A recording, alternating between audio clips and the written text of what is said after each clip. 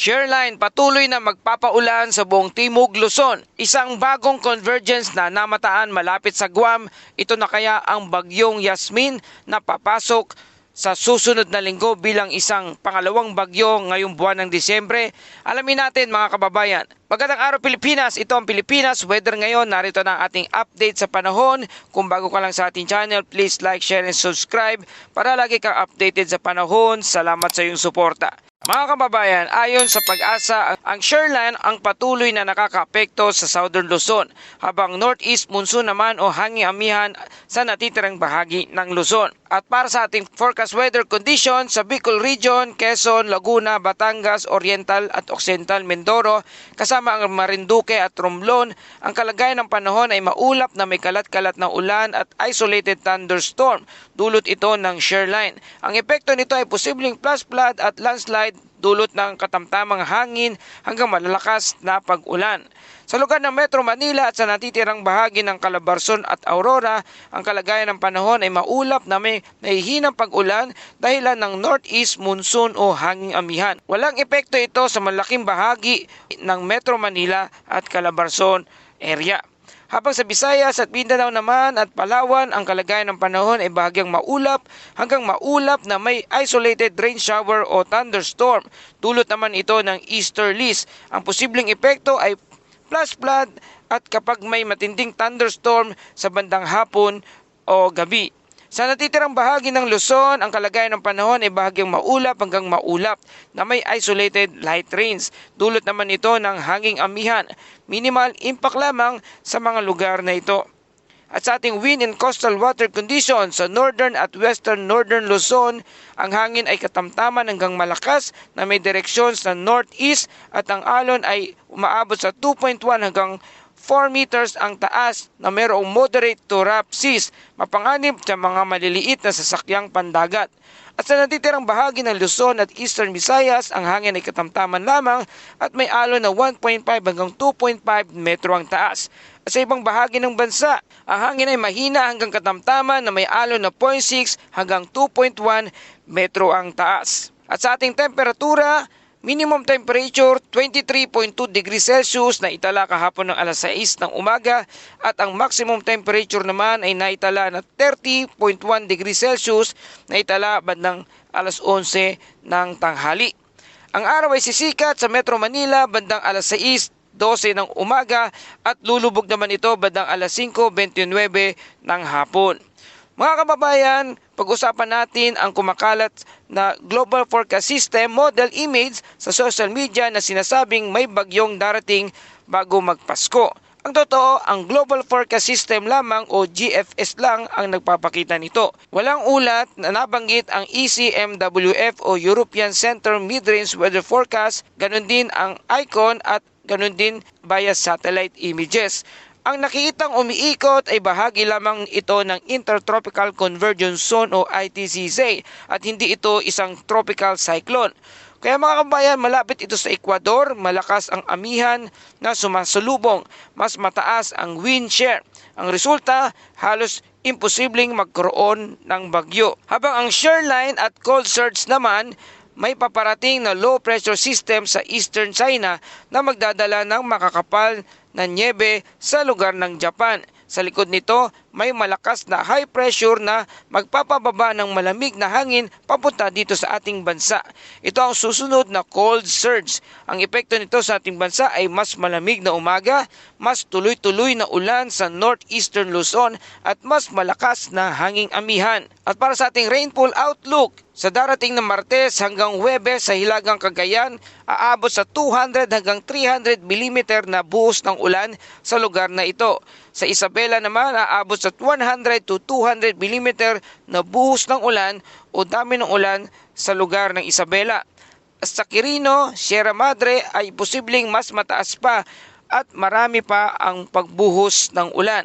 Sa Metro Manila, halos walang epekto, maaliwalas at maganda ang panahon. Ang pinakamabigat na ulan ay bandang Hilaga ng Pangasinan. Kaya mag-ingat po ang ating mga kababayang taga-Pangasinan sa pagbaha sapagkat magdudulot ng marami o asahan ang pagbuhos ng ulan sa mga susunod na araw. Mga kababayan, habang ang iba ay abala sa paghahanda ng pamasko, ang kalikasan ay may sarili ring paghahanda. Hindi bagyo, hindi unos, kundi tahimik ngunit tuloy-tuloy na pag-ulan. Ganyan ang Disyembre sa panahon ng La Nina at amihan.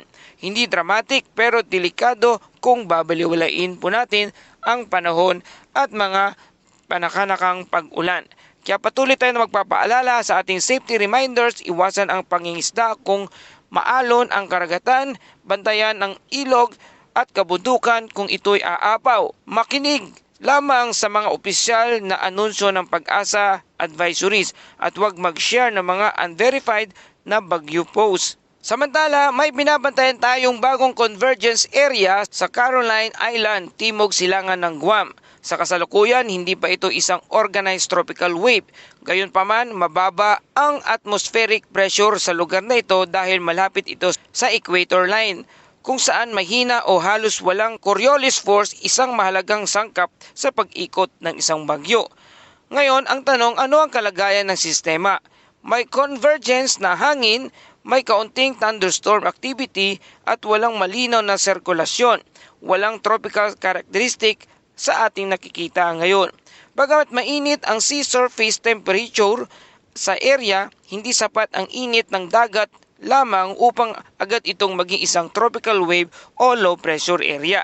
Ang tanong, bakit mababa pa ang tsansang maging isang bagyo o mag-develop ng isang low pressure area? Ang sagot ay nasa malapit kasi ito sa equator. Kulang ang Coriolis effect. Posibleng kumalat o mag-disorganize ito sa halip na mag-consolidate at walang consistency na low-level circulation. Kaya ito pong dahilan na mababa ang tsansa na ito'y maging isang ganap na low pressure area. So, mga kababayan, napakaliit na posibilidad na ito ay kumilos pahilagang kanluran o west-northwest sa mga susunod na araw. Ngunit may mas mataas pa rin ang tsansa na manatili itong kalat-kalat at hindi maging isang tropical wave sa anumang oras sa ngayon. So ngayon, anong dapat nating bantayan mga kababayan sa mga susunod na 24 oras? Sa loob ng susunod na 24 oras, titingnan ng mga modelo ng satellite kung may mabubuong closed circulation. Lalakas ba ang convection nito? May senyalis ng northward movement? Kung wala ang mga ito, mananatili itong isang weak convergence zone lamang. So ang bottom line po mga kababayan, maliit ang tsansa na maging isang active low pressure area at walang agarang banta sa ating bansang Pilipinas. Patuloy po natin itong minomonitor, ngunit walang dahilan para mag-alala sa ngayon. So paalala, hindi lahat ng nakikitang ulap sa satellite ay magiging isang bagyo. Mahalaga ang pasensya, datos at kumpirmasyon bago maglabas ng mga konklusyon. At para sa ating buod na balita, Shoreline ay magdadala ng ulan sa lugar ng Southern Luzon area. Hanging amihan, magdudulot ng malamig at mahanging lugar sa parte ng Luzon. Cold surge ay paparating na sa ating bansa. At isang magandang balita, walang bagyo na magaganap o mabubuo hanggang matapos ang buwan ng Disyembre. At para sa ating Bible verse of the day mula sa Isaiah chapter 9 verse 2, ang bayang naglalakad sa kadiliman ay nakakita ng dakilang liwanag. Mga kababayan, gaya ng mahabang gabi ng taglamig, dumating si Jesus sa panahong tila malamig at tahimik ang mundo. Walang bagyo, walang kulog, kundi isang liwanag na unti-unting nagbibigay ng pag-asa sa bawat mamamayan, sa bawat sanlibutan, sa bawat sangkatauhan. Ngayong Disyembre, kahit maulap ang langit, tandaan natin may liwanag na hindi kailanman kayang tabunan ng anumang ulap o malakas na pag-ulan. Mga kababayan, isang paalala, ngayong buwan ng Disyembre, inaalala natin ang dakilang kaligtasan na ipinagkaloob sa ating Panginoon. Ang kanyang pagkasilang, ang kanyang pagkabuhay dito sa ating mundo. Patuloy na pinapaalala kung gaano tayo kamahal ng ating Panginoon sa kabila ng ating mga pagkakasala at pagkukulang. Ang Diyos ay handa tayong iligtas para tayo ay makasama at makapiling niya habang buhay. Maraming salamat po mga kababayan sa inyong patuloy na pagtangkilik at pagtutok dito sa ating channel, Pilipinas Weather Ngayon, lalo na sa ating mga kababayang OFW at ating mga local subscribers. Salamat sa inyong patuloy na pagbibigay ng mga komento at pagbibigay ng super thanks. Maraming salamat sa inyong suporta. Kung nagustuhan nyo ang balitang ito, please like, share, and subscribe para lagi kayo updated sa panahon dito sa ating bansa. Ito ang Pilipinas Weather ngayon na lagi nagpapaalala, maghihanda, magiligtas, mag-alerto, ingat tayong lahat.